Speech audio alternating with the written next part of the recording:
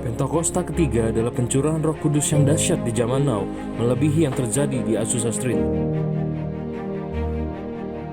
Pentakosta ketiga akan mengakibatkan penuaian jiwa yang terbesar dan yang terakhir sebelum Tuhan Yesus datang kembali.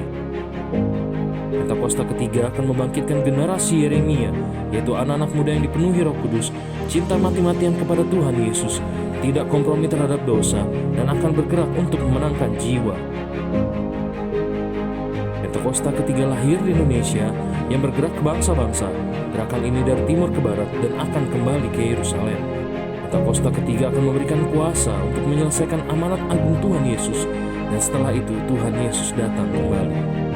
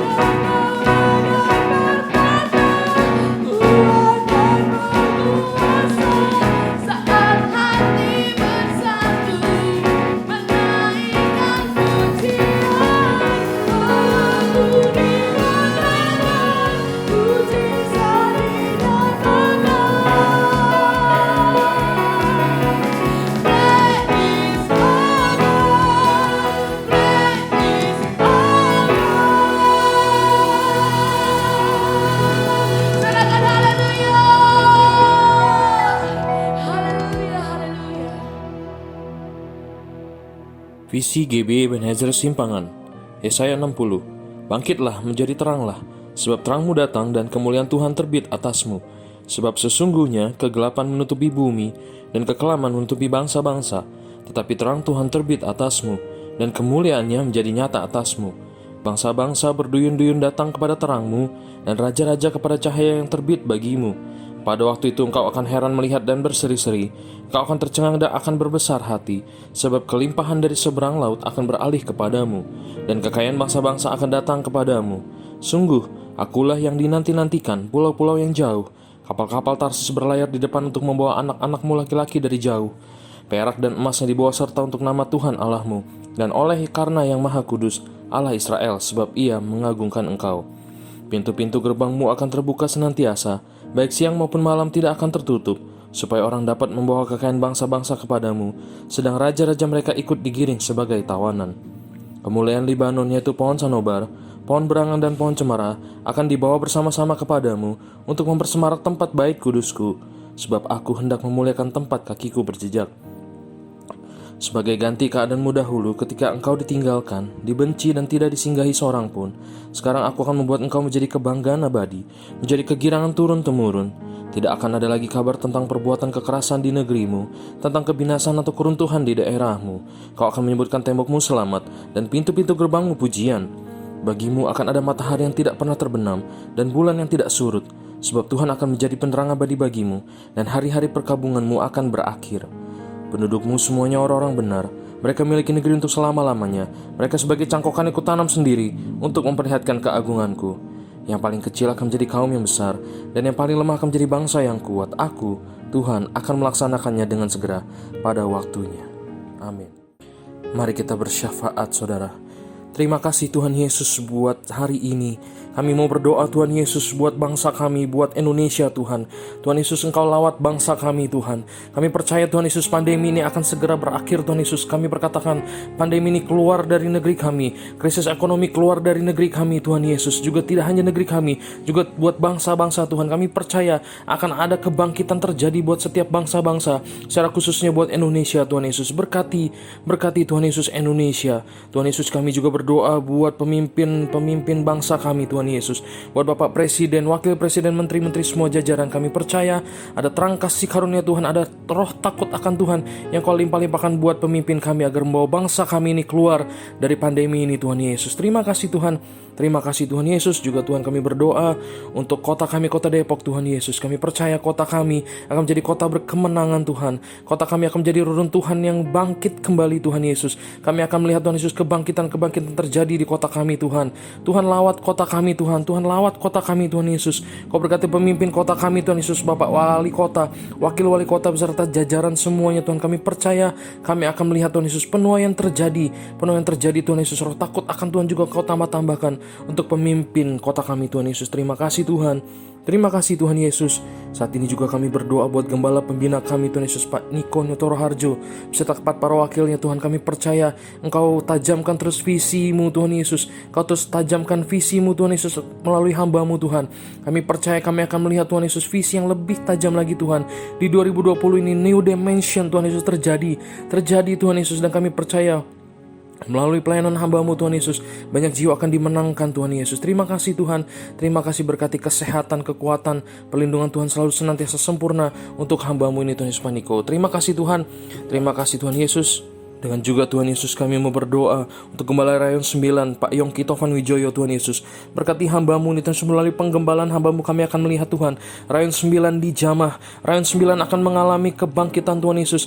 Sekalipun saat ini kami di dalam pandemi, kami akan melihat Tuhan Yesus pertumbuhan jiwa-jiwa terjadi buat Rayon 9 Tuhan Yesus. Berkati hamba-Mu dan kedua wakilnya, kesehatan, kekuatan Tuhan sempurna terjadi atas hamba-Mu Tuhan. Terima kasih Yesus. Terima kasih Tuhan. Juga Tuhan, saat ini kami berdoa untuk gembala kami di tempat ini, Pak Riki Momongan Tuhan Yesus. Tuhan, bukan suatu kebetulan Kau tempatkan hamba-Mu di gereja kami Tuhan. Kami juga akan melihat Tuhan Yesus kebangkitan generasi Yeremia terjadi melalui tempat kami Tuhan Yesus. Kebangkitan atas gereja-Mu Tuhan Yesus, GB Ebenezer Simpangan, terjadi melalui penggembalaan hamba-Mu Tuhan. Berkati hamba-Mu Tuhan Yesus beserta Ibu Rebona wakilnya Tuhan. Berikan kekuatan, kesehatan terus yang sempurna Engkau nyatakan buat hamba-Mu Pak Riki Tuhan Yesus. Terima kasih Tuhan, terima kasih. Dan saat ini Tuhan Yesus, Kami berdoa buat setiap jemaat-Mu dan orang-orang yang menyaksikan tayangan ini. Kami perkatakan, hai Engkau yang sakit, Engkau sembuh saat ini juga. Hai Engkau yang berbeban berat, Engkau dilepaskan saat ini juga. Hai Engkau yang butuhkan pekerjaan, Tuhan berikan pekerjaan saat ini juga. Kami akan melihat mukjizat terjadi Tuhan Yesus. Mukjizat terjadi Tuhan Yesus, buat hamba-hamba-Mu, buat anak-anak-Mu, buat jemaat-jemaat-Mu, buat setiap semua orang yang menyaksikan tayangan ini Tuhan. Kami percaya ada impartasi kuasa Tuhan mengalir Tuhan Yesus melalui puji-pujian, penyembahan dan firman yang kami dengarkan Tuhan Yesus. Terima kasih Tuhan, terima kasih. Juga Tuhan Yesus, kami berdoa buat generasi Yeremia di Indonesia dan juga secara khususnya di Korea Selatan Tuhan. Kami percaya Tuhan, kami akan melihat pergerakan itu terjadi di Korea Selatan Tuhan. Kami berkatakan Korea Selatan bangkit, generasi Yeremianya bangkit Tuhan Yesus. Kami akan melihat pertumbuhan jiwa juga besar-besaran terjadi Tuhan Yesus di Indonesia dan juga di Korea Selatan. Terima kasih Tuhan Yesus. Terima kasih ya Tuhan. Inilah doa kami Tuhan Yesus. Segala puji, hormat, kemuliaan hanya bagi nama-Mu. Haleluya. Amin.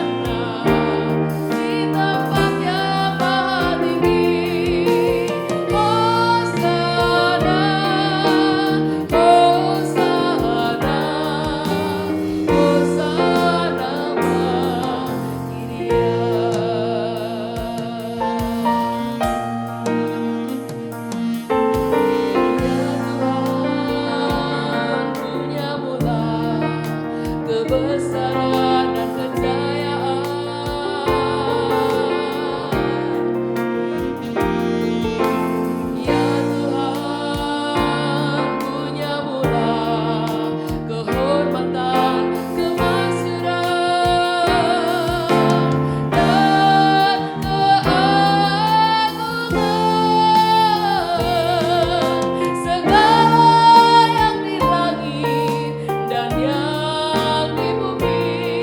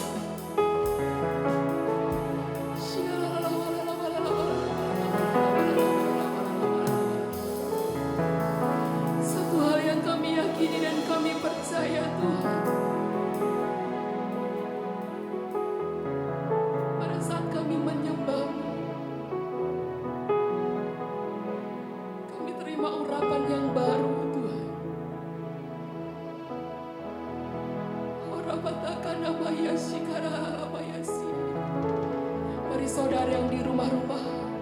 Angkat kedua tanganmu di hadapan Tuhan pagi hari ini. Angkat kedua tanganmu di hadapan Tuhan pagi hari ini. Mari berseru kepada Tuhan. Mari kita tinggikan namanya. Kita sembah Dia.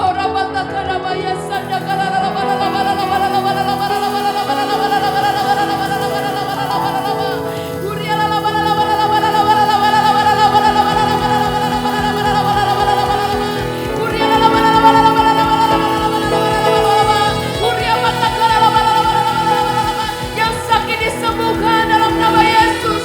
Yang lemah dikuatkan dalam nama Yesus. Yang berbeban berat Tuhan berikan kelegaan dalam nama Yesus.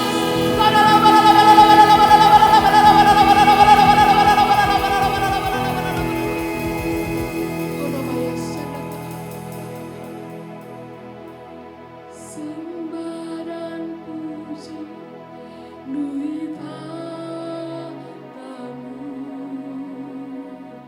Sembah dan puji duit hartamu. Sembah dan puji duit hartamu. Yesus Tuhan adalah Raja. Saudara sendiri katakan sembah dan puji.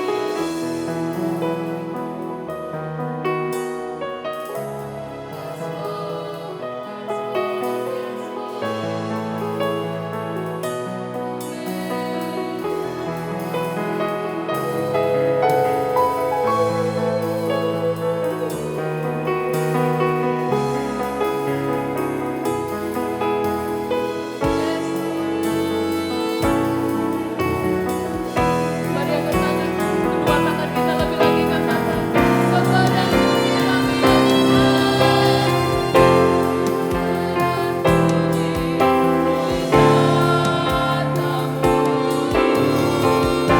Sembah dan puji duit hartamu. Sembah dan puji duit hartamu. Yesus Tuhan adalah Raja. Sembah dan puji duit hartamu.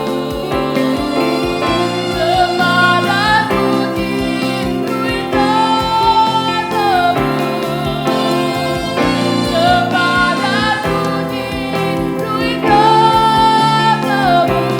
Yesus Tuhan adalah Raja. Sembah dan puji duit hartamu. Sembah dan puji duit hartamu. Sembah dan puji duit hartamu. Yesus Tuhan adalah Raja. Ini sembah kami ya Tuhan. Sembah dan puji duit hartamu. Sembah dan puji duit hartamu. Sembah dan puji duit hartamu. Yesus Tuhan adalah Raja. Katakan Yesus. Yesus Tuhan adalah Raja. Yesus Tuhan. Yesus Tuhan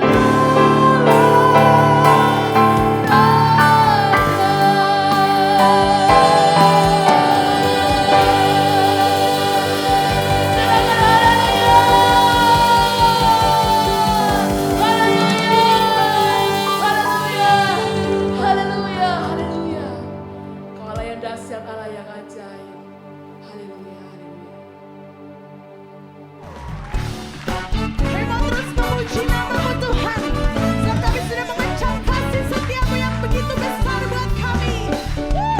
Haleluya, sama-sama tepuk tangan buat Tuhan.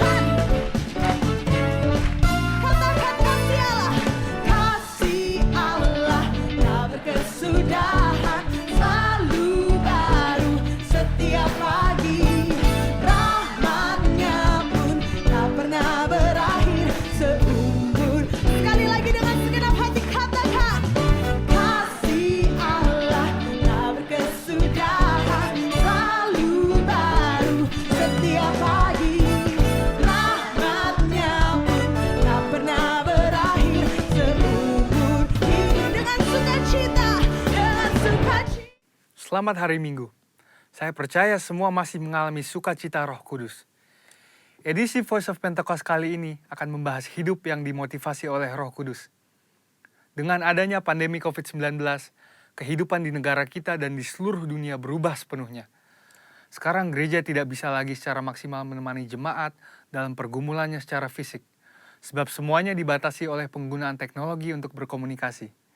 Di mana dulu kita bisa dengan bebas beribadah di gedung gereja, konseling tatap muka, berdoa bersama dalam rumah doa. Sekarang semuanya harus dilakukan secara online. Mungkinkah Tuhan mengizinkan semua hal ini terjadi? Tuhan mengizinkan hal ini untuk terjadi supaya setiap orang mulai memperhatikan kondisi dan pertumbuhan rohani masing-masing. Salah satunya adalah supaya kita bisa menggunakan waktu ini untuk membangun hubungan yang lebih intim dengan Tuhan. Sangat penting bagi kita untuk bisa membedakan arti pengertian dan pengalaman. Memasuki masa yang baru ini, kita harus mengalami Tuhan secara pribadi. Mungkin dulu pengenalan kita akan Tuhan hanya sebatas apa yang dikatakan oleh pembicara atau apa yang diajarkan oleh guru kom saat kelas. Tetapi sekarang, kita harus berusaha untuk mengalami dan mengerti peran Roh Kudus dalam kehidupan kita secara pribadi. Roh Kudus memiliki berbagai macam peran dalam kehidupan pribadi seseorang. Yang pertama adalah sebagai penolong. Roh Kudus sebagai penolong yang diutus Tuhan kepada kita. Dalam masa-masa seperti ini, kita perlu meminta dan mengandalkan pertolongannya dalam kehidupan kita. Kedua adalah sebagai roh kebenaran. Roh Kudus memimpin kita untuk memahami seluruh kebenaran firman Tuhan. Kita perlu melatih diri kita untuk lebih peka dalam mendengar bimbingan Roh Kudus dalam kehidupan kita. Yang ketiga adalah sebagai penghibur. Roh Kudus memberikan dan memulihkan rasa aman dan nyaman, bahkan dalam situasi yang tidak memungkinkan bagi akal manusia. Keempat adalah sebagai sumber kuasa.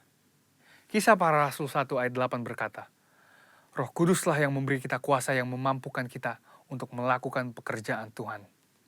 Kelima adalah memilih dan menentukan peran dalam pelayanan. Roh Kudus bukan hanya memakai, tetapi juga bisa menentukan posisi, lokasi, dan peran seseorang di dalam pelayanan. Contohnya Stefanus dipilih untuk pelayanan meja, Petrus dipilih sebagai rasul, dan saudara juga bisa dipilih oleh Roh Kudus dalam pelayanan di bidang masing-masing. Keenam adalah mengurapi. Pengurapan yang berasal dari Roh Kudus inilah yang akan mengajar orang Kristen dalam setiap pemikiran, keputusan, dan langkah yang diambil. 7. Roh Kudus memberi perintah. Roh Kudus memberi rema dan firman yang harus kita terima sebagai perintah untuk dilaksanakan. Oleh sebab itu, perintah-perintah yang diberikan oleh Roh Kudus selalu membuahkan hasil yang baik bila kita percayai dan kita taati. Yang kedelapan adalah memimpin. Roh Kudus akan memimpin kita masuk ke dalam jalan dan rencana Tuhan atas hidup kita. Pimpinan Roh Kudus akan menciptakan manusia yang tidak lagi hidup untuk dirinya sendiri, melainkan untuk Kristus. Yakobus 4 ayat 8 berkata, Mendekatlah kepada Allah, maka ia akan mendekat kepadamu. Hal ini penting khususnya dalam masa-masa yang kita sedang alami saat ini. Inisiatif Tuhan untuk mendekati manusia tidak lagi perlu diragukan. Yohanes 3 ayat 16 berkata, Karena begitu besar kasih Allah akan dunia ini, sehingga ia telah mengaruniakan anaknya yang tunggal, supaya setiap orang yang percaya kepadanya tidak binasa, melainkan beroleh hidup yang kekal. Di lain pihak, bagian kita sebagai orang Kristen adalah untuk meresponi panggilannya dan mendekat kepadanya. Sebab sebuah hubungan hanya bisa berkembang melalui frekuensi dan kualitas pertemuan. Dan dua hal inilah yang akan menciptakan hubungan yang intim di antara kita dengan Tuhan. Ketika hubungan yang intim telah dibangun, kita akan dapat lebih mengenal pikiran, perasaan, dan kehendak Tuhan. Pengenalan akan Tuhan bisa diumpamakan sebagai sebuah puzzle, yang semakin lama semakin lengkap. Sekali lagi, melalui frekuensi dan kualitas pertemuan kita dengan Tuhan, hubungan kita dengan Dia akan semakin kuat. Orang Kristen khususnya Pentakosta, perlu pengalaman rohani dengan Roh Kudus untuk membangun pengenalan akan Tuhan. Pengenalan akan Tuhan tidak akan ada pernah habisnya. Dan itulah sebabnya usaha mengenalnya lewat pergaulan dengan Roh Kudus menjadi keterikatan permanen hingga hari Tuhan itu tiba. Khususnya dalam masa-masa ini, mari kita mengejar Tuhan lebih lagi dan membangun hubungan yang lebih intim dengannya. Alami Roh Kudus setiap hari. Selamat hari Minggu, dan Tuhan Yesus memberkati.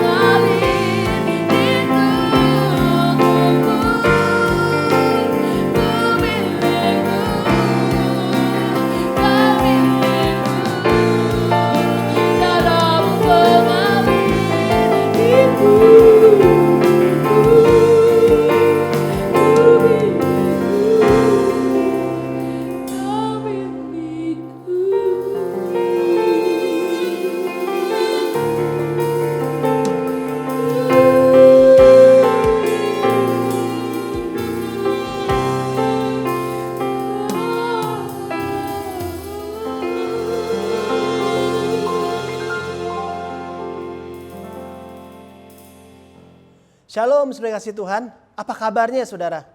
Saya berharap di bulan Agustus ini saudara baik-baik saja. Semuanya ada dalam pemeliharaan Tuhan yang sempurna.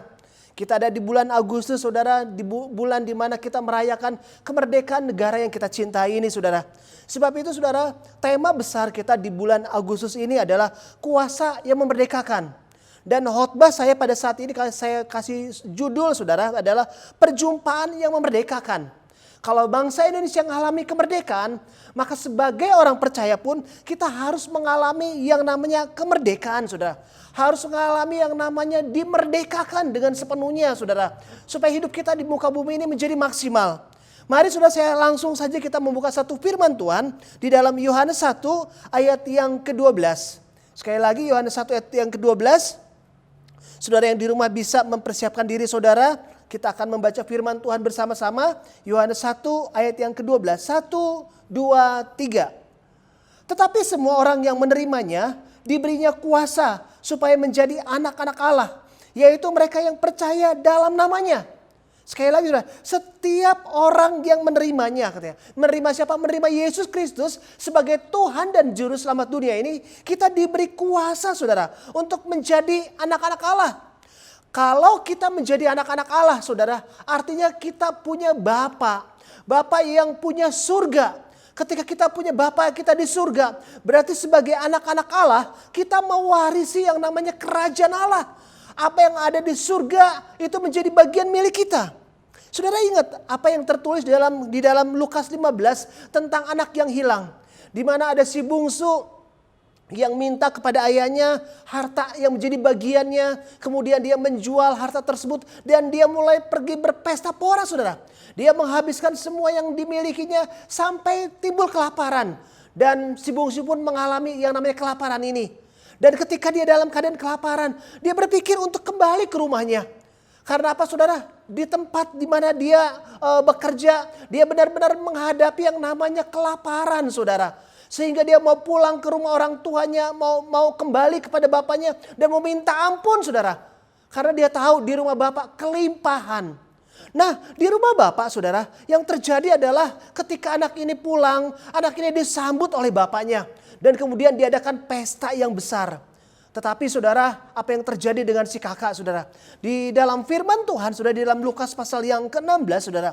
Kakak ini marah. Karena apa? Karena adiknya yang sudah menghamburkan uang, menghamburkan kekayaan orang tuanya. Pulang malah dibuatkan pesta yang besar.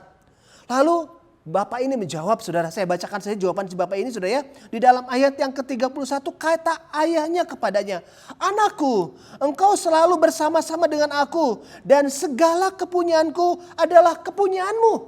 Sudah demikian firman Tuhan mengatakan bahwa segala kepunyaan Bapa adalah kepunyaan kita saudara.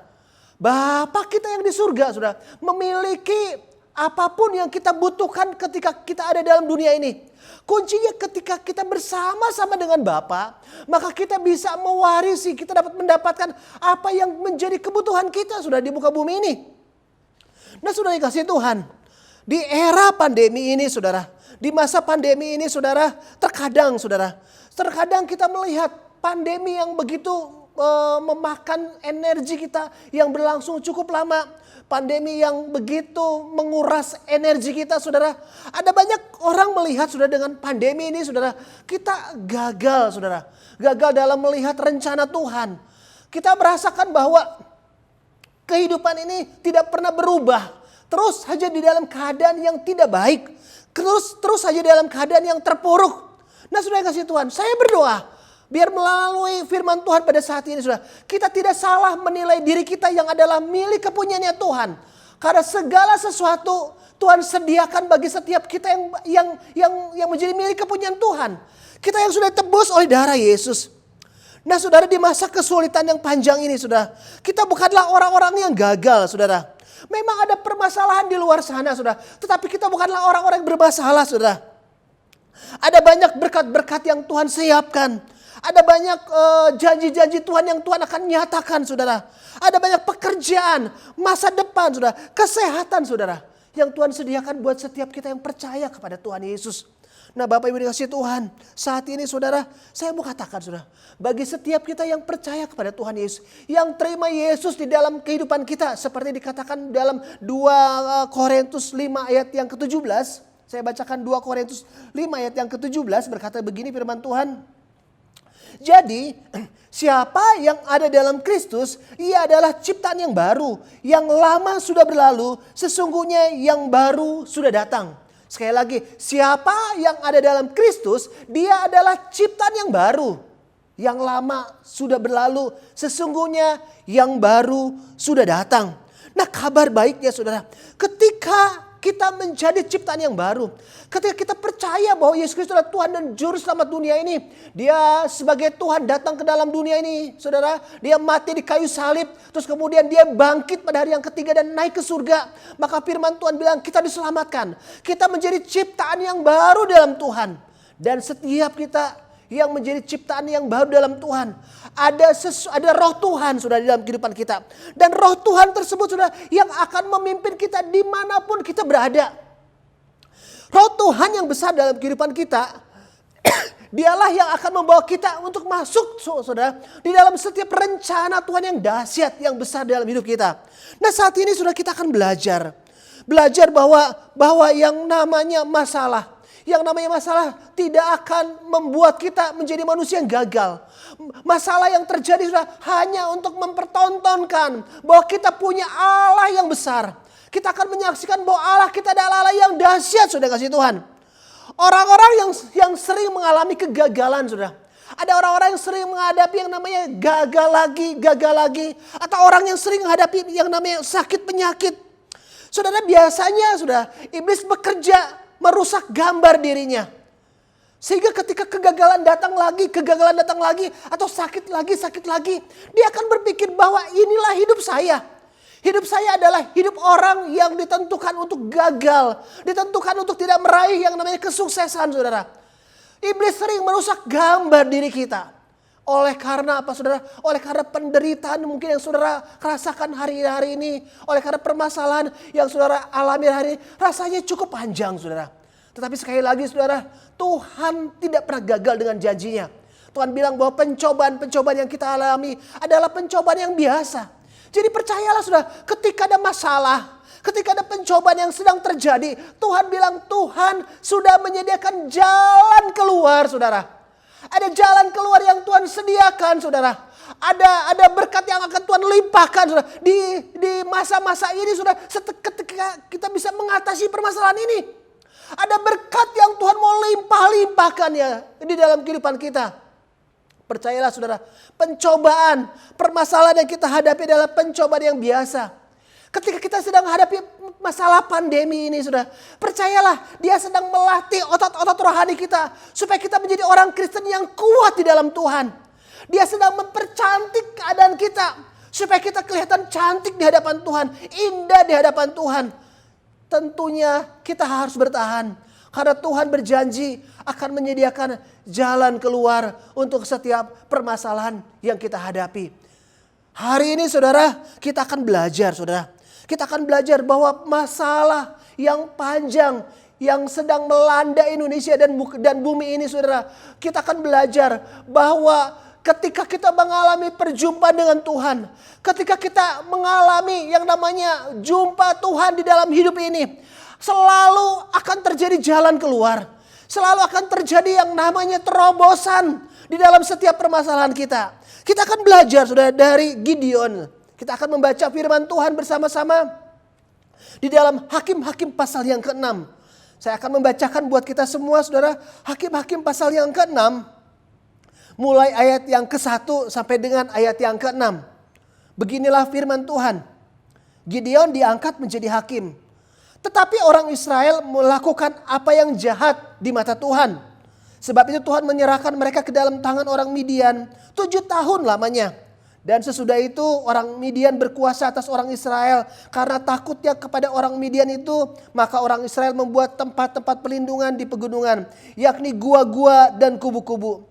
Setiap kali orang Israel selesai menabur, datanglah orang Midian, orang Amalek dan orang-orang dari sebelah timur, lalu maju mendatangi mereka. Berkemahlah orang-orang itu di daerah mereka dan memusnahkan hasil tanah itu sampai ke dekat Gaza.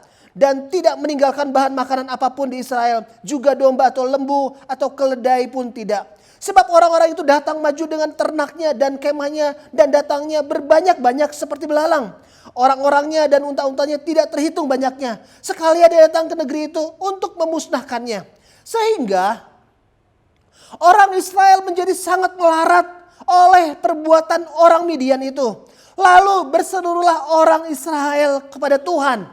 Sudah percaya? Lihat saudara, apa yang firman Tuhan katakan di ayat yang ke-6. Sehingga orang Israel menjadi sangat melarat oleh perbuatan orang Midian itu.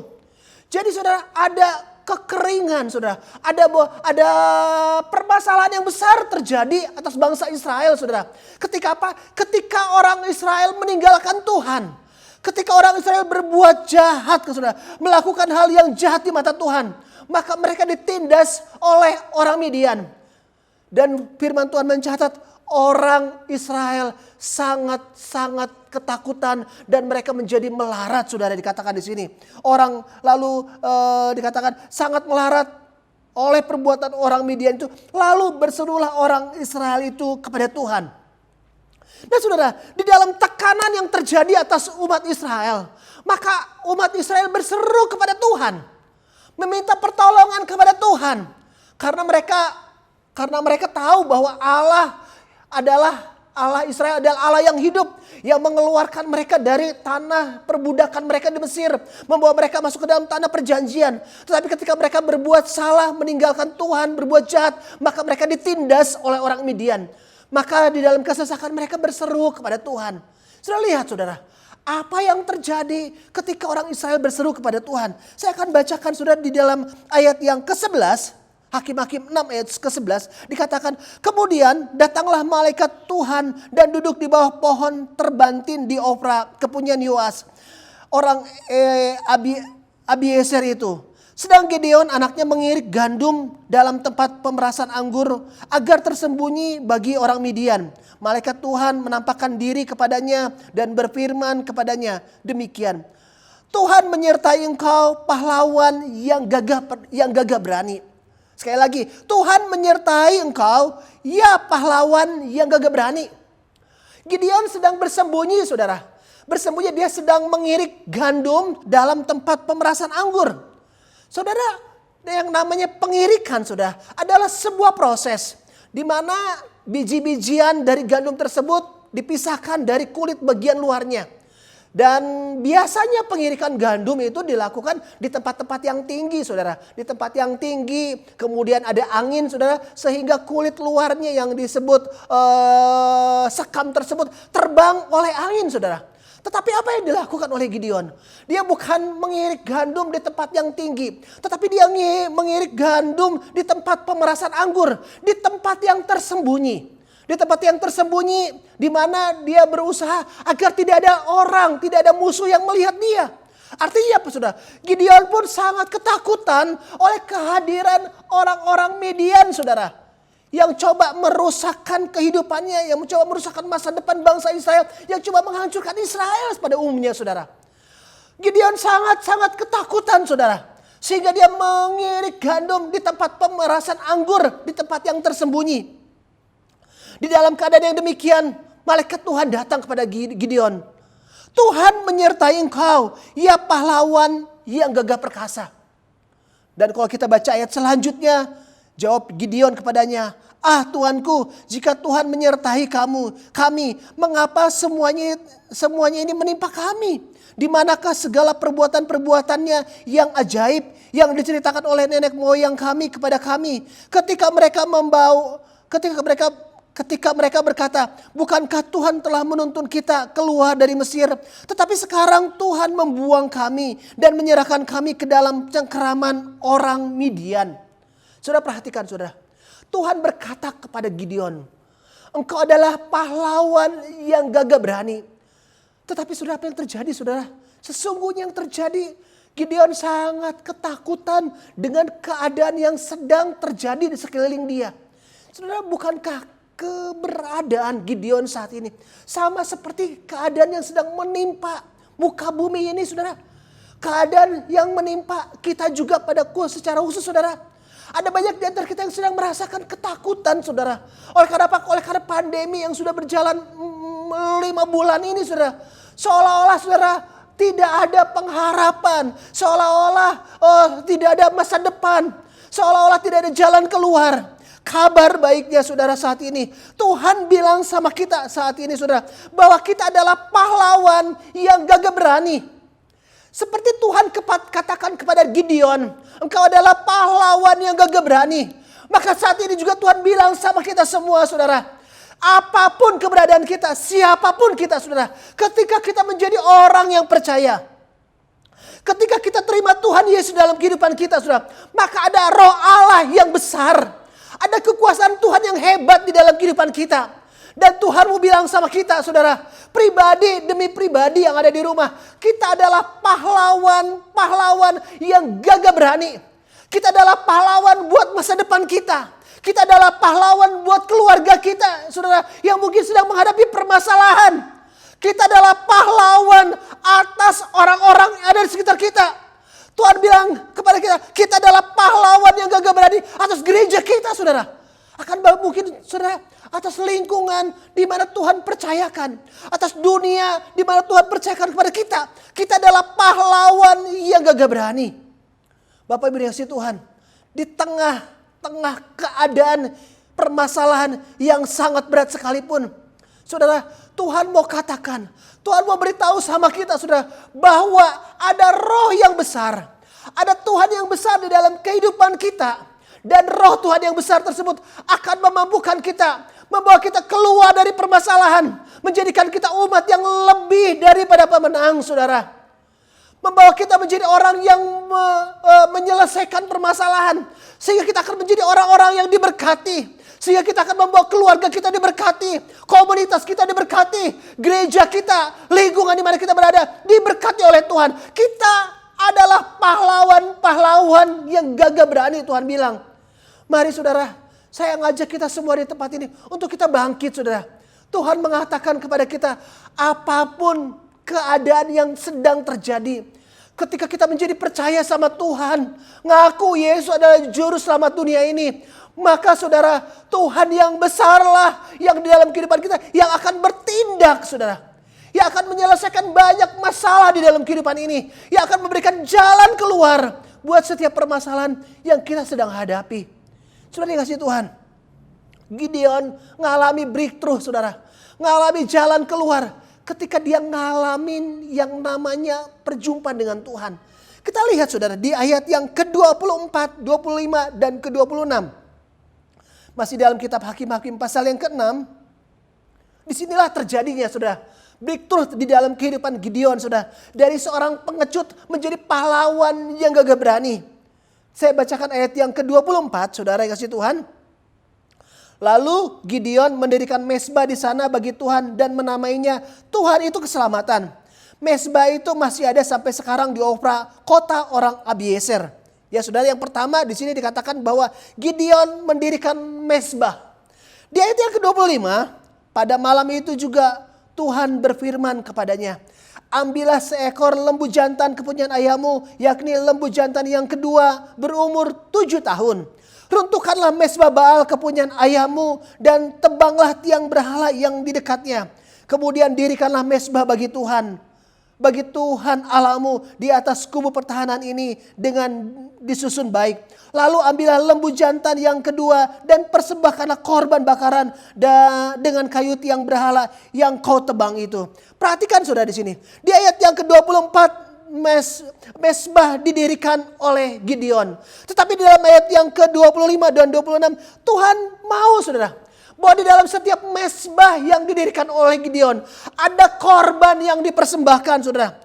Ada korban yang dipersembahkan. Kemudian juga ada yang namanya mezbah Baal saudara. Ada tiang-tiang berhala yang harus dirubuhkan. Artinya saudara, ketika Gideon mau mengalami breakthrough dari seorang yang namanya pengecut pecundang saudara, yang bersembunyi di tempat pemerasan anggur, menjadi pahlawan yang gagah berani. Gideon bukan hanya membangun mezbahnya, tetapi Tuhan berkata saudara, Untuk apa? Untuk mempersembahkan korban, saudara. Untuk mempersembahkan korban kepada Tuhan. Dan menebang semua yang namanya berhala-berhala yang ada di dalam kehidupan bangsa Israel. Nah saudara yang kasih Tuhan, disinilah kuncinya bagi kita orang percaya. Ketika kita mau mengalami yang namanya breakthrough, terobosan di dalam permasalahan yang sedang kita alami. Permasalahan apapun itu, sudah permasalahan di dalam rumah tangga, permasalahan di dalam pekerjaan kita, masa depan kita, permasalahan buat anak-anak kita, sudah. Kalau kita mau melihat breakthrough, kalau kita mau melihat jalan keluar, terobosan terjadi, maka Tuhan mengajarkan kepada setiap kita, sudah. Dirikan mezbah. Dan di mezbah tersebut harus ada korban yang dipersembahkan. Harus ada korban yang dibakar, saudara. Dan harus menanggalkan setiap kesalahan, dosa-dosa yang pernah dilakukan, yang ada pada waktu itu. Dan ini juga yang harus kita lakukan, saudara. Mari, saya rindu, saudara, di era pandemi ini. Setiap jemaat yang dikasihi Tuhan. Setiap jemaat yang Tuhan kasihi. Saya rindu setiap kita ngalami yang namanya breakthrough. Jalan keluar buat setiap permasalahan, saudara, yang terjadi dalam kehidupan kita. Sehingga kita akan disebut pahlawan yang gagah berani bagi keluarga kita, bagi lingkungan kita, bagi kantor kita, bagi sekolah kita, dimanapun kita berada, saudara. Kita akan disebut pahlawan yang gagah berani. Tuhan mengatakan kitalah pahlawan yang gagah berani, saudara. Tetapi kita harus mengalami satu breakthrough terlebih dahulu, saudara. Harus membangun yang namanya mezbah. Harus ada korban yang dipersembahkan. Dan harus menanggalkan setiap perbuatan-perbuatan dosa-dosa kita, saudara. Sebelum kita mempersembahkan korban, saudara. Saya ngajak kepada kita semua, saudara. Yang ada di rumah-rumah. Mari periksa kehidupan kita. Adakah sesuatu dosa? Adakah suatu perbuatan yang menghalangi jalan kita untuk datang kepada Tuhan? Yang menghalangi berkat Tuhan dicurahkan? Kalau itu masih ada, saudara. Seperti Gideon meruntuhkan mezbah-mezbah dan tiang-tiang berhala. Itu pun yang harus kita lakukan sebelum kita membangun mezbah dan mengalami terobosan. Mari saudara, apa yang menjadi Baal? Apa yang menjadi dewa-dewa asing di dalam kehidupanmu, saudara? Mulai saudara tinggalkan. Lepaskan itu, saudara.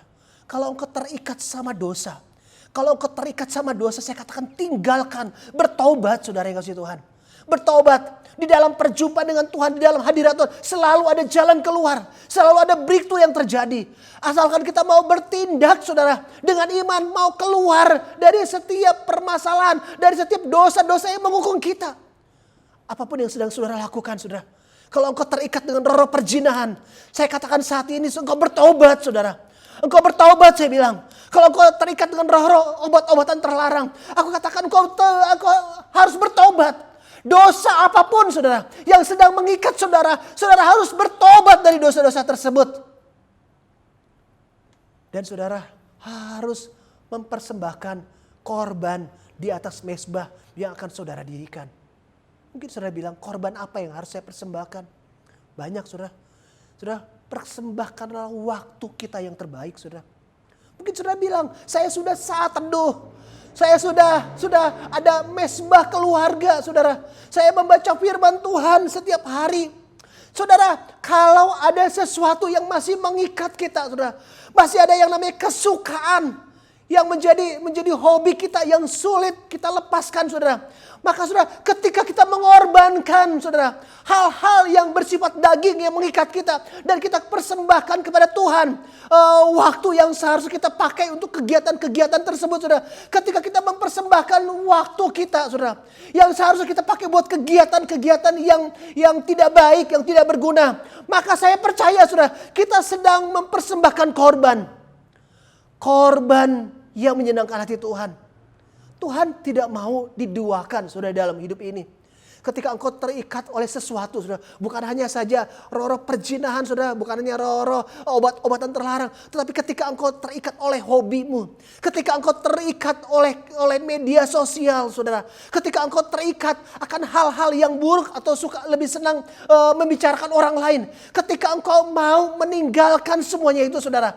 Dan engkau sisihkan waktu yang biasa engkau lakukan untuk kesenangan dagingmu. Engkau sedang mempersembahkan korban. Engkau sedang membakar korbanmu kepada Tuhan. Maka saudara, ketika engkau membakar korbanmu saudara, dan saudara membangun mezbahmu, saya percaya seperti Gideon mengalami breakthrough, maka engkau pun akan mengalami breakthrough di dalam hidup ini. Seorang fisiolog berkata, saudara, terlalu sibuk bukan bagian dari iblis. Sekali lagi, fisiolog berkata, terlalu sibuk bukan bagian dari iblis. Terlalu sibuk adalah iblis, saudara. Ini kata fisiolog. Ketika saya merenungkan, saya sangat setuju dengan perkataan fisiolog ini, bahwa yang namanya terlalu sibuk bukan bagian dari iblis, tetapi terlalu sibuk adalah iblis. Terlalu sibuk, saudara, bisa menjerat kita, saudara. Sehingga apa? Sehingga kita tidak bisa menarik diri kita. Sehingga kita tidak bisa masuk ke dalam hadirat Tuhan. Terlalu sibuk, saudara, akan mengakibatkan waktu kita habis. Habis dengan apa, saudara? Dengan kesibukan kita. Bapak Ibu yang kasih Tuhan, dengarkan ini, saudara.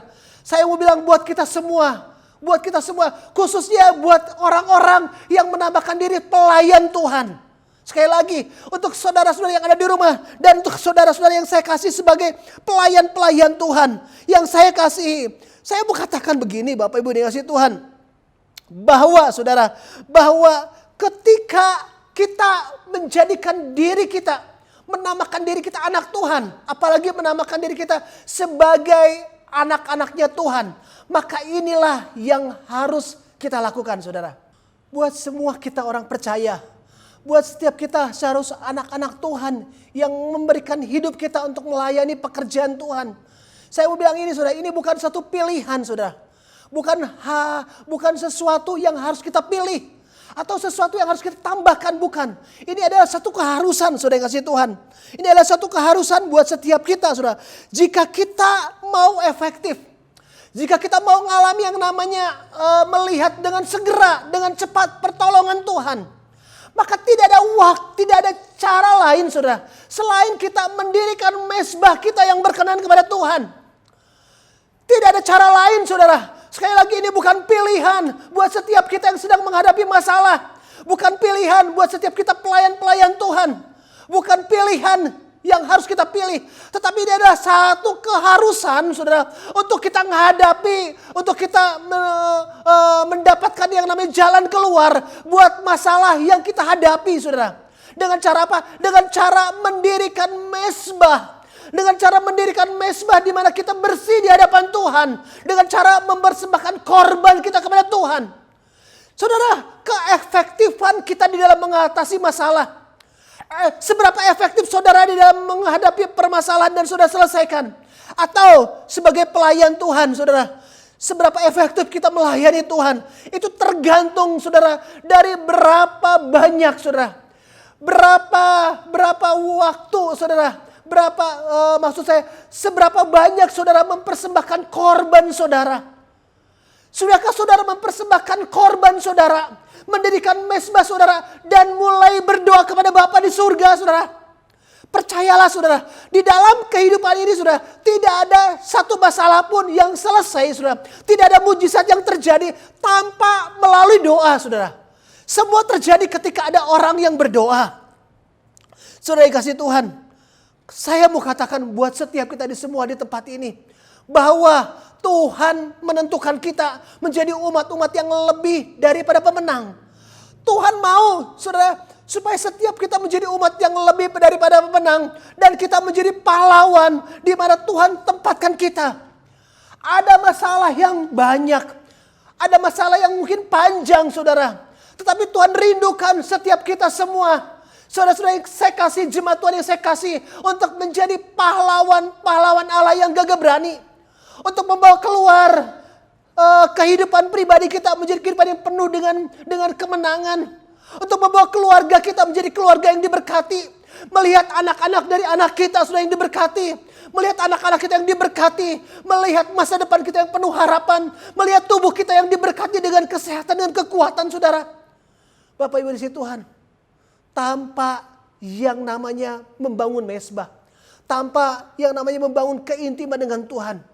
Saya katakan, saudara, Kita tidak akan tidak akan memperoleh semua itu saudara. Tanpa ada mezbah yang didirikan dengan cara yang berkenan kepada Tuhan Yesus. Dengan cara yang berkenan. Sekali lagi saudara kasih Tuhan.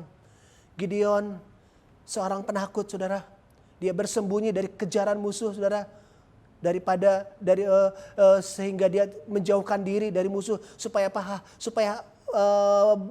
ladang yang dia miliki, gandum yang dia miliki tidak dicuri ataupun dirusak oleh musuh. Dia bersembunyi di tempat pemerasan anggur. Menandakan dia adalah orang yang ketakutan. Tapi sekali lagi saudara, bahwa ketika kita menjadi orang percaya sama Tuhan Yesus, ada roh Allah yang besar di dalam kehidupan kita. Ada roh yang membuat kita menjadi lebih daripada pemenang saudara. Tuhan mau katakan buat setiap kita di bulan Agustus ini. Tuhan mau memerdekakan kita dari setiap permasalahan kita. Memerdekakan dari setiap ikatan-ikatan kita. Memerdekakan kita dari setiap belenggu-belenggu yang mengikat kita, saudara kasih Tuhan. Breakthrough terjadi ketika Gideon, saudara, membangun mezbah. Dia mempersembahkan korban yang Tuhan minta. Dan dia meruntuhkan setiap berhala-berhala yang ada. Mari saya ajak jemaat yang dikasih Tuhan. Semua kita yang ada di rumah-rumah yang menyaksikan tayangan ini, saudara kasih Tuhan. Mari alamilah breakthrough yang datangnya dari Tuhan. Breakthrough yang dikerjakan oleh Roh Kudus. Tanpa mendirikan mezbah. Tanpa ada korban yang dipersembahkan, saudara. Tanpa merubuhkan yang namanya berhala-berhala. Gideon tidak mengalami terobosan. Saya berdoa buat setiap kita saudara mulai hari ini saudara. Jangan ada yang terlewatkan. Mari persembahkan saudara. Korbankan waktu-waktu kita yang berharga saudara. Bukan sekedar jadwal kita saudara. Jadwal kita untuk berdoa. Tetapi punya kerinduan. Punya kerinduan yang dalam datang sama Tuhan. Berjumpa dengan Tuhan. Sang sumber kehidupan tersebut. Berjumpa dengan sang sumber kehidupan yang akan menyuplai saudara. Setiap apa yang kita butuhkan di dalam hidup ini. Orang yang berhasil mengatasi masalah hidup adalah orang yang punya kemampuan, saudara. Sekali lagi, orang yang berhasil mengatasi masalah kehidupan, baik itu permasalahan perekonomian, permasalahan keluarga, permasalahan kesehatan, saudara. Saya mau bilang adalah orang yang punya kemampuan mengatur waktunya, mengatur hidupnya, untuk datang kepada Tuhan, mempersembahkan korban-korbannya di atas mezbah, saudara. Sekali lagi, saudara. Orang yang punya kemampuan keluar dari permasalahan, keluar dari tekanan. Orang yang mampu melihat mujizat kesembuhan di dalam kehidupannya adalah orang-orang yang berani, saudara. Adalah orang-orang yang punya kemampuan. Memberikan waktunya saudara. Untuk membangun mezbah saudara di hadapan Tuhan. Mezbah dan ada korban bakaran yang diberikan kepada Tuhan. Mari saudara yang kasih Tuhan. Terus ini yang menjadi kerinduan saya sebagai gembala di tempat ini. Bahwa setiap jemaat Tuhan yang ada di rumah-rumah. Terus membangun mezbahmu. Mezbah pribadi yang sudah saudara lakukan terus kerjakan saudara. Terus persembahkan yang terbaik yang ada dalam hidupmu. Untuk menjadi persembahan, menjadi korban bakaran di dalam mezbah-mezbahmu. Mezbah keluarga, terus saudara lakukan. Sekali lagi saudara, kecakapan kita, kemampuan kita mengelola hidup kita. Untuk banyak-banyak masuk di dalam mendirikan mezbah. Itulah yang akan menentukan terobosan, breakthrough di dalam kehidupan setiap kita. Saudara, ini saja yang saya mau sampaikan. Kerinduan saya sekali lagi, kita adalah menjadi pahlawan yang gagah berani. Tentunya saudara, menjadi pahlawan yang gagah berani setelah kita mengalami yang namanya breakthrough di dalam hidup ini. Dari seorang pengecut menjadi seorang pahlawan gagah berani harus mengalami perjumpaan dengan Tuhan di mezbah. Di mezbah yang kita dirikan. Mezbah sekali lagi yang saya mau ulang-ulang katakan adalah persembahan kita memuji, menyembah Tuhan. Kita berdoa kepada Tuhan. Kita baca Alkitab, saudara. Belajar apa yang firman Tuhan katakan dan melakukannya. Saudara, ketika kita sedang memuji, menyembah Tuhan. Berdoa, membaca Alkitab. Kita sedang mendirikan mezbah kita. Inilah satu-satunya jawaban, saudara. Untuk kita menghadapi masalah yang begitu banyak. Masalah yang begitu berat. Dan kita mendapatkan jalan keluar. Mari saudara, Kita tundukkan kepala kita, saudara. Oh, rabatakara laba. Sebentar kita akan masuk dalam perjamuan kudus, saudara. Saudara bisa mempersiapkan, saudara, apa yang ada, saudara. Kalau saudara ada anggur, saudara bisa pakai anggur. Kalau tidak ada, saudara bisa pakai teh. Dan kemudian roti, saudara persiapkan. Bisa juga pakai biskuit, saudara. Apapun, saudara, yang ada di depan saudara, yang bisa dipakai untuk perjamuan kudus pada pagi hari ini, saudara bisa pakai untuk perjamuan kudus. Mari saudara, saya ngajak kita semua untuk berdoa. Bapak, terima kasih banyak ya Tuhan. Terima kasih banyak buat firman-Mu Tuhan pada saat ini ya Tuhan. Kalau Tuhan mengajarkan kepada kami Tuhan, mengatakan kepada kami Tuhan bahwa permasalahan, bahwa kehidupan kami ketika ada masalah Tuhan. Tuhan mau katakan bahwa kami adalah pahlawan yang gagah berani. Tuhan, karena kami tahu Tuhan Yesus, Tuhan sudah menjadikan kami sebagai umat yang lebih daripada pemenang. Maka kami dimampukan untuk menjadi pahlawan-pahlawan yang gagah berani. Ada roh Allah yang besar dalam kehidupan kami. Tuhan, hamba berdoa buat setiap jemaat-Mu yang ada di rumah-rumah saat ini Tuhan Yesus. Biar pengurapan-Mu Tuhan saat ini Tuhan Yesus. Oh, membuka mata setiap umat-Mu Tuhan. Bahwa kami adalah pahlawan-pahlawan yang gagah berani. Yang akan membawa keluar kami dari permasalahan kami. Menjadikan kami umat pemenang di dalam kehidupan ini. Di dalam keluarga kami Tuhan. Di dalam masa depan kami Tuhan Yesus. Mampukan setiap kami Tuhan Yesus untuk mengaminkan firman Tuhan. Bahwa ada roh Allah yang besar dalam kehidupan kami. Yang akan membuat kami menjadi pahlawan-pahlawan yang gagah berani. Kami akan melihat terobosan-terobosan dalam hidup ini Tuhan. Karena itu hamba berdoa ya Tuhan Yesus. Biar Tuhan berkati setiap umat-Mu Tuhan Yesus. Berkati setiap umat-Mu Tuhan. Mulai saat ini Tuhan. Biar terjadi terobosan. Terobosan di dalam kehidupan jemaat Tuhan. Ketika umat-Mu memutuskan ya Tuhan. Untuk meninggalkan dosa mereka. Ketika umat-Mu memutuskan untuk mempersembahkan korban. Dan mendirikan mezbah Tuhan. Untuk mendirikan mezbah-Mu. Mezbah kami Tuhan Yesus. Kami percaya dalam mezbah yang kami dirikan ya Tuhan. Kami akan berjumpa dengan Tuhan. Karena mezbah adalah tempat di mana Tuhan hadir. Di dalam doa kami. Di dalam pujian kami. Di dalam penyembahan kami. Di dalam pembacaan Alkitab kami Tuhan. Terima kasih banyak ya Tuhan. Kami akan masuk dalam perjamuan kudus Tuhan. Tuhan Yesus, kami berdoa. Sebelum kami masuk dalam perjamuan kudus. Tuhan, ampuni dosa-dosa kami ya Tuhan. Mari jemaat yang kasih Tuhan, sebelum kita masuk dalam perjamuan kudus, kita periksa kehidupan kita saudara. Kita periksa hati kita, kalau ada dosa-dosa, mari minta ampun di hadapan Tuhan. Minta ampun di hadapan Tuhan. Oh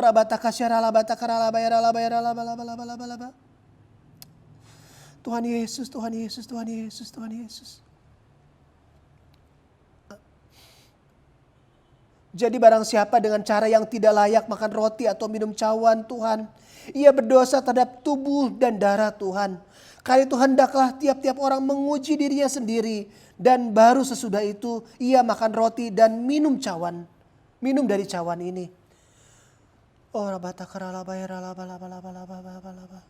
mari saudara periksa kehidupan kita. Periksa hati kita. Kalau ada sesuatu yang tidak berkenan, minta ampun di hadapan Tuhan. Minta ampun saudara. Bapa, dalam nama Tuhan Yesus. Hari ini kami datang sama Tuhan. Ampuni dosa-dosa kami Tuhan. Ampuni Tuhan kejahatan-kejahatan kami Tuhan. Kami bersalah melalui perbuatan kami. Pikiran kami, perkataan kami Tuhan. Oh Tuhan, ampuni kami Tuhan. Sucikan kami Tuhan Yesus. Supaya kami boleh layak di hadapan Tuhan. Layak makan dan minum perjamuan kudus ini ya Tuhan. Terima kasih banyak ya Tuhan Yesus. Terpuji nama-Mu kekal selama-lamanya. Hanya dalam nama Tuhan Yesus Kristus kami mengucap syukur dan kami berdoa. Haleluya. Amin.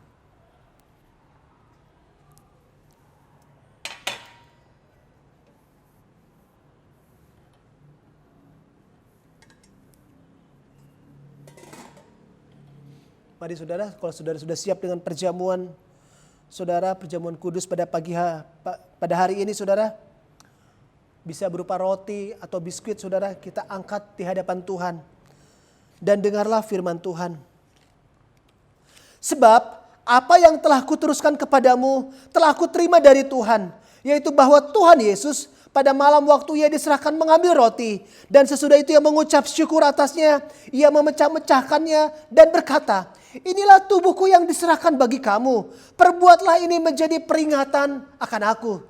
Saudara kasih Tuhan, saudara percaya bahwa roti yang atasnya kita mengucap syukur adalah persekutuan kita dengan tubuh Kristus? Katakan amin saudara. Mari kita makan bersama-sama di dalam nama Tuhan Yesus.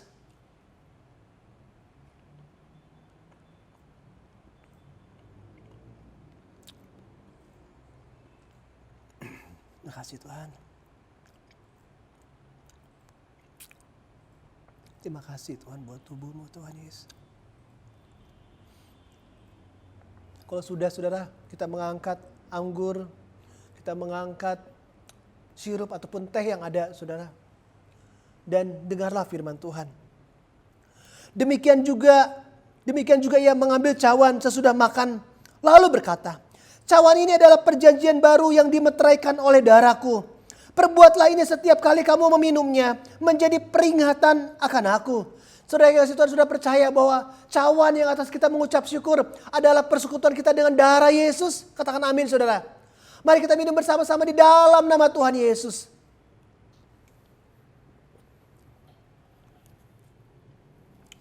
Oh ya ralaba syaralaba ralaba. Oh ralaba takaralaba. Mari mengucap syukur saudara yang ada di rumah-rumah. Mengucap syukurlah buat tubuh dan darah Yesus. Mengucap syukur buat salib Yesus. Jangan ada yang diam, sudah mari mengucap syukur, berterima kasih buat salib Tuhan. Oh ya rabatakaralaba takaralaba laba laba laba. Oh terima kasih Tuhan. Terima kasih Tuhan Yesus buat perjamuan kudus Tuhan. Terima kasih buat tubuhmu Tuhan, buat darahmu Tuhan yang sudah dihancurkan, yang sudah dicurahkan bagi kami orang-orang berdosa sehingga kami memperoleh pengampunan dosa. Terima kasih banyak ya Tuhan. Terima kasih banyak buat salibmu Tuhan Yesus. Sehingga kami boleh pengampunan dosa Tuhan Yesus. Kami boleh memperoleh kesembuhan. Kami boleh janji Tuhan dalam hidup ini. Terima kasih banyak ya Tuhan. Terima kasih banyak ya Tuhan. Engkau mati supaya kami diselamatkan Tuhan Yesus. Engkau bangkit supaya kami mempunyai kehidupan yang kekal untuk selama-lamanya. Terima kasih buat perjamuan ini ya Tuhan. Kami percaya ya Tuhan Yesus. Kami milik kepunyaanmu Tuhan. Maka ketika kami menutup mata kami untuk terakhir kali, kami akan ada bersama-sama dengan Tuhan di surga Tuhan. Di tempat di mana Tuhan berada. Dan ketika kami ada dalam dunia ini Tuhan, oleh karena Engkau sudah mati bagi kami dan bangkit, maka Tuhan kami percaya ada jaminan Tuhan Yesus, ada jalan keluar, ada terobosan, ada berkat-berkat yang Tuhan limpah-limpahkan selama kami ada di muka bumi ini ya Tuhan Yesus. Terima kasih banyak ya Bapa. Kami mengucap syukur Tuhan buat perjamuan kudus pada hari ini Tuhan. Terpuji namamu untuk selama-lamanya. Hanya dalam nama Tuhan Yesus Kristus kami mengucap syukur, kami berdoa. Haleluya. Amin. Sudah kasih Tuhan, di minggu yang pertama ini kita akan membawa persembahan persepuluhan kita kepada Tuhan. Mari sebelum mempersembahkan persepuluhan kita, saya mengajak kita saudara untuk membaca firman Tuhan di dalam Maleakhi pasal yang ketiga. Maleakhi pasal ketiga dimulai dari ayat yang ke-10. Maleakhi 3 ayat yang ke-10, beginilah firman Tuhan. Bawalah seluruh persembahan persepuluhan itu ke dalam rumah perbendaharaan, supaya ada persediaan makanan di rumahku. Dan ujilah aku firman Tuhan semesta alam. Apakah aku tidak membukakan bagimu tingkap-tingkap langit dan mencurahkan berkat kepadamu sampai berkelimpahan? Aku akan menghadik bagimu belalang pelahap, supaya jangan dihabisinya hasil tanahmu, dan supaya jangan pohon anggur di padang tidak berbuah bagimu. Firman Tuhan semesta alam. Maka segala bangsa akan menyebut kamu berbahagia, sebab kamu ini akan menjadi negeri kesukaan. Firman Tuhan semesta alam. Terima kasih banyak ya Tuhan, kami akan mempersembahkan persepuluhan kami Tuhan. Persembahan syukur kami Tuhan. Persembahan umum kami Tuhan Yesus kepadamu Tuhan. Kami percaya Tuhan firman-Mu tergenapi buat setiap kami Tuhan. Kami percaya Tuhan apa yang menjadi kerinduan kami Tuhan Yesus. Apa yang menjadi permasalahan kami hari-hari ini. Akan ada terobosan-terobosan di bidang ekonomi Tuhan Yesus. Terima kasih banyak ya Bapak. Kami memberikan persembahan persepuluhan kami oleh karena kami mengasihi Engkau Tuhan. Terima kasih, terpuji namamu. Hanya dalam nama Tuhan Yesus kami mengucap syukur dan kami berdoa. Haleluya. Amin. Saudara bisa mempersembahkan persembahan persepuluhan saudara-saudara di nomor rekening yang ada, saudara. Tuhan Yesus memberkati. Mari kita akhiri ibadah kita pada saat ini dengan kita terima berkat dari Tuhan. Arahkan hati kita kepada Tuhan dan terimalah berkat dari Tuhan. Tuhan memberkati engkau dan melindungi engkau. Tuhan menyinari engkau dengan wajahnya dan memberikan engkau kasih karunia. Tuhan menghadapkan wajahnya kepadamu dan memberikan engkau damai sejahtera.